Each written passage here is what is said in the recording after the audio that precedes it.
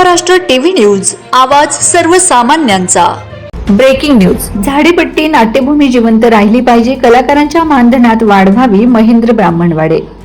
झाडीपट्टी रंगभूमी ही पूर्व विदर्भाची समृद्ध सांस्कृतिक परंपरा असून या रंगभूमीने अनेक दर्जेदार कलाकार घडवून त्यांना चित्रपटसृष्टीपर्यंत पोहोचविले आहे। आजही हजारो कलाकार व त्यांच्या कुटुंबाचा उदरनिर्वाह झाडीपट्टी नाट्यकलेवर अवलंबून आहे।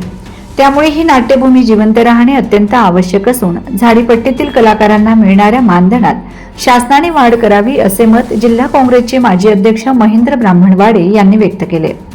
ओम शिव ओम साई कला रंगभूमीद्वारे संचलित वेदांत नाट्यकला मंच प्रस्तुत लग्नपाठ या नाटकाच्या विमोचन सोहळ्यात ते प्रमुख अतिथी म्हणून बोलत होते।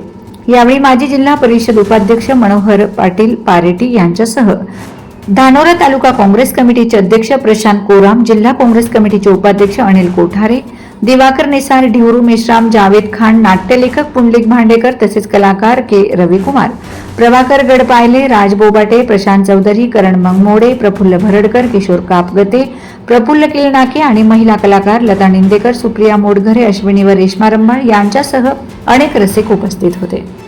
वंदे महाराष्ट्र टीव्ही मीडिया प्रतिनिधी हरिंद्र मडावी, गडचिरोली। वंदे महाराष्ट्र टीव्ही न्यूज, आवाज सर्वसामान्यांचा। अशाच नवनवीन बातम्या पाहण्यासाठी आमच्या चॅनलला सबस्क्राइब करा, बेल आयकॉनला क्लिक करा।